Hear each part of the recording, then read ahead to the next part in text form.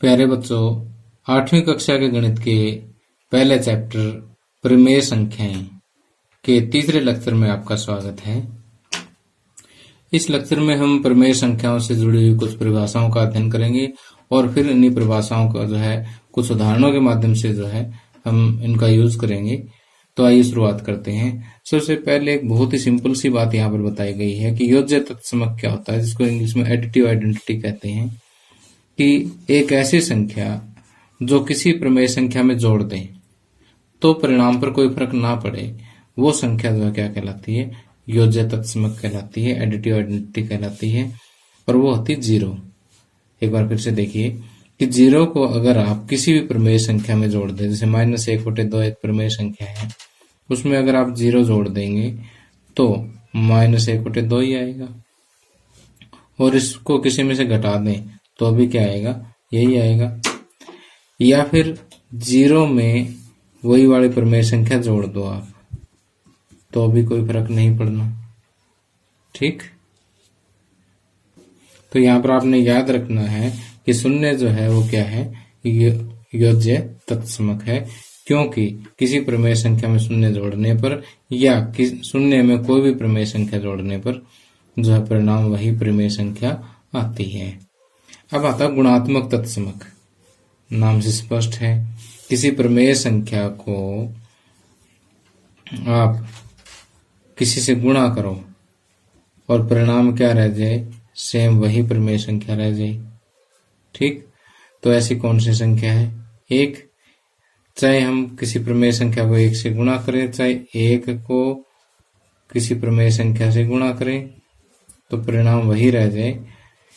तो हम इसी वजह से हम 1 को क्या कहते हैं, गुणात्मक तत्समक कहते हैं। तो ये दो बातें आपने याद रखनी है कि योज्य तत्समक क्या होता है, 0 होती है, और गुणात्मक तत्समक क्या है, 1 है। ओके, अब बात आती है योज्य प्रतिलोम की। योज्य प्रतिलोम का मतलब होता है किसी भी संख्या का नेगेटिव योज्य प्रतिलोम होता है। जैसे मान लिया 1/2 का योज्य प्रतिलोम अगर आपको बताना है तो 1/2 का नेगेटिव कर दो, बस -1/2 आ जाएगा। और संख्या अगर माइनस की है तो उसका माइनस हटा दो, उसको प्लस का बना दो, वो उसका योज्य प्रतिलोम हो जाएगा। तो -1/2 का योज्य प्रतिलोम 1/2, 1/2 का योज्य प्रतिलोम -1/2।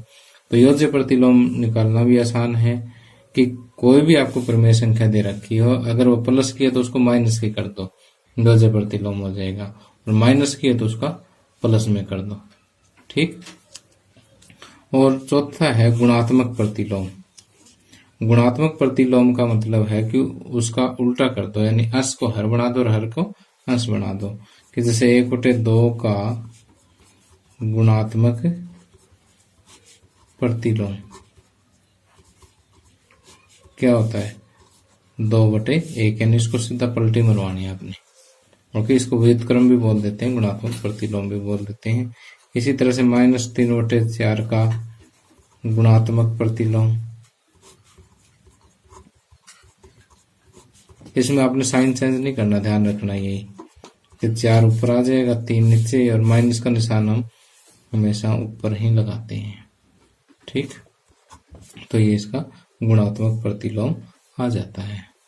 ओके, अब एक लास्ट में बचता है कि योग और व्यवकलन पर गुणन की वितरकता। वितरकता का मतलब ये होता है कि जैसे मान लीजिए कि एक संख्या हमारी ब्रैकेट से बाहर है और 2 संख्याएं इस तरह से अंदर प्लस हो रही है, तो हम a की b के साथ गुणा करेंगे, प्लस में a की c के साथ करेंगे, यानी a की पहले b के साथ होगी, प्लस में a की फिर c के साथ। इसी तरह से b - c है तो पहले a की b के साथ, फिर माइनस है तो माइनस, फिर a की c के साथ गुणा होगी। ठीक, तो इसको कहते हैं वितरकता नियम। ओके, वितरकता को समझने के लिए जो है हम यहाँ पर एक एग्जांपल लेते हैं कि -3/4 गुणा में 2/3 प्लस -5/6। इसका मतलब -3/4 की पहले तो गुणा करेंगे 2/3 के साथ। ठीक, फिर प्लस में -3/4 की गुणा करेंगे -5/6 के साथ। ओके, फिर इनको सोल्व कर लेंगे। 3 से 3 कट हो गया, 2 1 2 2 दूनी 4, तो -1/2 प्लस में 3 1 3 3 दूनी 6, माइनस गुणा माइनस प्लस का 5/4 दूनी 8। ठीक, 8 आ गया एलसीएम। 8 को 2 से भाग दिया 4, 4 1 4, प्लस में 8 को 8 से भाग दिया 1 1 5 5, 5 में से 4 घटे 1 1/8। ठीक, अब देखिए कि ये जो वितरकता का गुण है इसको हम उल्टा भी यूज कर सकते हैं कि ए बी प्लस ए सी अगर ऐसा दिया हो तो ए दोनों में से कॉमन लिया जा सकता है, बी प्लस सी रह जाएगा। कि ए दोनों में है तो ए को इकट्ठा बाहर ले ले, बी प्लस सी। इसी तरह से ए बी माइनस ए सी है तो ए दोनों में कॉमन है तो ए को इकट्ठा बाहर ले लो, अंदर बी माइनस, यहाँ से ए तो बाहर आ ही गया और ये सी। ठीक, तो ये वितरकता का गुण जो है हम दोनों तरफ से अप्लाई करेंगे, left to right, right to left. कई बार कॉमन लेंगे वो भी वितरकता है, और जो बार पहले कॉमन ले रखा है उसको अगर हम अंदर गुणा करते हैं तो वो भी वितरकता है। अब देखिए कि जैसे ये क्वेश्चन है, इसमें हमें वितरकता का उपयोग करके हमें ये सोल्व करना है।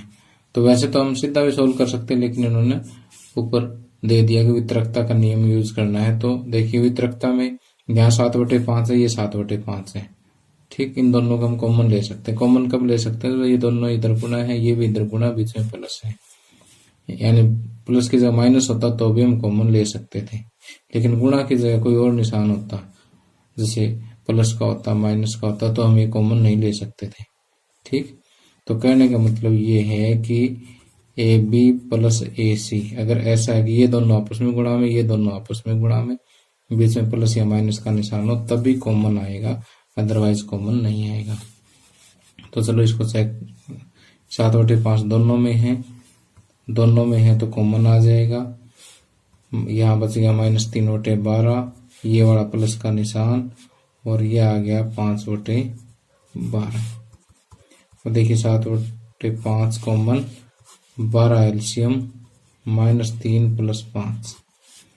ओके, 7/5, 12, 5 में से 3 माइनस करेंगे 2, 2 1 2 2 6 के 12, 7/5 गुणा 1/6, तो 7 1 7, 5 6 के 30, ये आ जाएगा 7/30।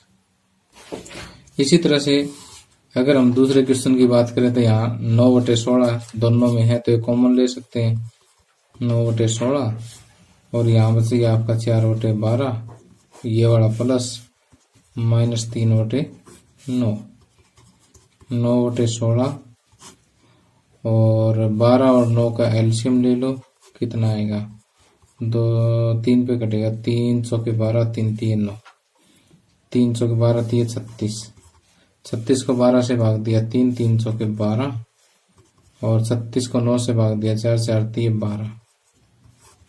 ओके, 9/16, 12 - 12 ये हो गया 0, 0/36 मीन्स की 0, 9/16 गुणा में 0, 0 गुणा समथिंग क्या आ जाएगा, 0 आ जाएगा। अब देखिए आगे तीसरा उदाहरण है जिसमें लिखा हुआ है कि निम्नलिखित का योज्य प्रतिलोम ज्ञात कीजिए। और योज्य प्रतिलोम जैसे मैंने आपको अभी बताया था कि योज्य प्रतिलोम में सिर्फ साइन चेंज करना होता है, अगर माइनस का तो उसको प्लस का बनाना, प्लस का तो माइनस का बनाना है। तो हम लिखेंगे -7/19 का, एक मिनट, -7/19 का योज्य प्रतिलोम।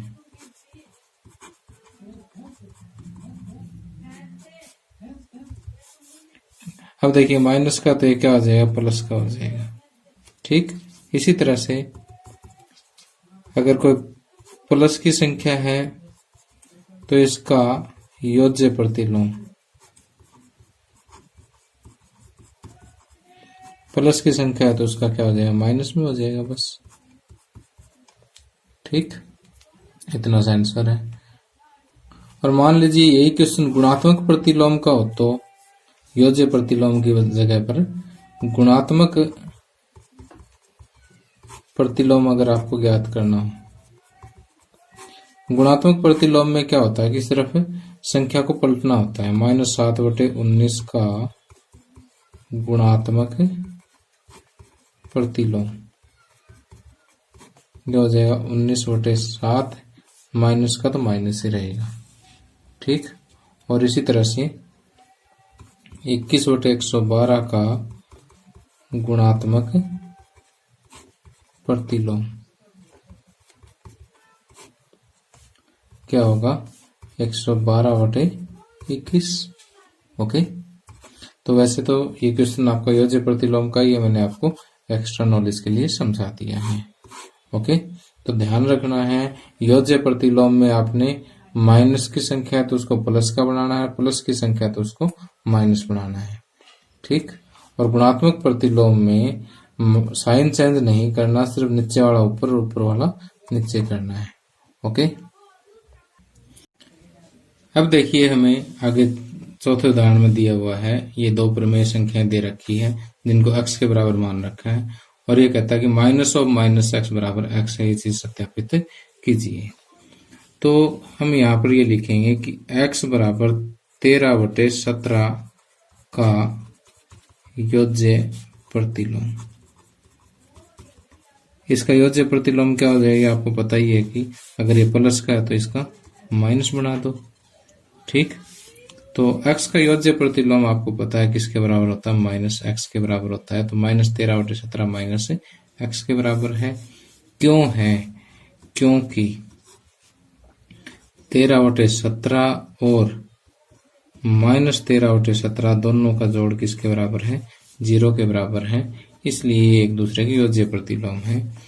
तो इसका अर्थ ये है कि -13/17 का योज्य प्रतिलोम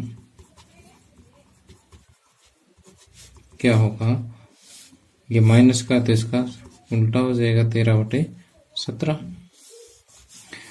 अब देखिएगा कि यहाँ पर योज्य प्रतिलोम का मतलब है इसके साथ माइनस का साइन लगाना,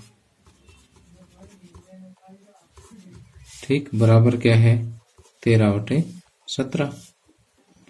अब यहाँ पर ये वाला माइनस, फिर ये वाला माइनस, 13/17 को मैंने कह रखा है x बराबर 13/17 फिर से x है। ओके, अब चलिए इसका सेकंड पार्ट सोल्व करते हैं। सेकंड पार्ट में क्या है कि इस बार x बराबर माइनस की संख्या है, तो इससे आपको घबराने की जरूरत नहीं है। तो x बराबर -21/31 का योज्य प्रतिलोम, अब ये माइनस की संख्या है तो इसका योज्य प्रतिलोम प्लस की संख्या हो जाएगा, और x का योज्य प्रतिलोम क्या होता है, -x होता है। तो प्लस का 21/31 -x के बराबर है, ठीक। क्यों है इसका कारण भी हम यहाँ पर देंगे, क्योंकि -21/31 प्लस 21/31 बराबर क्या है, 0 है। अब देखो ये इसका योज्य प्रतिलोम है तो इसका ये वाला योज्य प्रतिलोम होगा, या फिर ये समीकरण ये दर्शाता है कि क्योंकि इन दोनों का योग 0 है, इसका प्रतिलोम योज्य प्रतिलोम ये है तो इसका योज्य प्रतिलोम ये होगा। तो 21/31 का योज्य प्रतिलोम, 21/31 का योज्य प्रतिलोम क्या हो जाएगा, -21/31।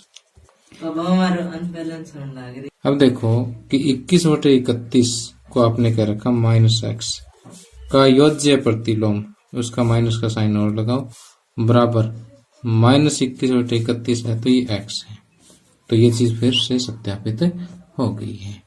ओके, अब देखिए कि आगे अगला उदाहरण है, उदाहरण नंबर 5। 2/5 गुणा -3/7 -1/14 -3/7 गुणा 3/5। तो इसको हम ऐसे लिख सकते हैं, 2/5 गुणा में -3/7। अब ये देखिए एक किस्म से जो -1/14 है इसको आप ये कह सकते हो प्लस में -1/14। तो क्योंकि ये प्लस में है तो इसमें क्रम विनिमय गुण लगा करके इसको लास्ट में ले जाएंगे हम, तो -3/7 गुणा 3/5, और ये यूं का यूं पद उठा करके मैंने वापस पीछे रख दिया और कौन सा गुण लगा दिया इसमें, क्रम विनिमय। तो अब देखिए कि 3/7 यहाँ पर भी है, 3/7 यहाँ पर, ये दोनों आपस में गुणा में, ये दोनों आपस में गुणा में, तो 3/7 इन दोनों में से कॉमन आ जाएगा। 3/7 अगर मैं कॉमन लूंगा तो यहाँ बचेगा 2/5, और बल्कि -3/7 ही कॉमन ले लेता हूं मैं, तो यहाँ 2/5 बचेगा, और ये इसको मैं ये लिख सकता हूँ कि प्लस में -3/7, तो ये माइनस का 3/7 फिर कॉमन आ गया, और ये 3/5 -1/14। ओके, -3/7 एलसीएम कितना आ गया 5, और 2 + 3 माइनस का 1/14 है, -3/7 गुणा में 5/5, 5/5 -1/14, -3/7 गुणा में 1 -1/14, -3/7 -1/14। तो यहाँ से देखिए 7 और 14 का एलसीएम कितना आएगा 14, 14 को 7 से डिवाइड किया 2, 2 3 6, 14 को 14 से डिवाइड किया 1, 1 एकम 1, -7/14, तो 7 एकम 7, 7 दूनी 14, -1/2 इसका आंसर आ जाएगा। ठीक, तो प्यारे बच्चों, इसी के साथ ही लेक्चर समाप्त होता है। अगले लेक्चर में हम एक्सरसाइज 1.1 के सभी क्वेश्चनों को सोल्व करेंगे। Thank you, have a nice day.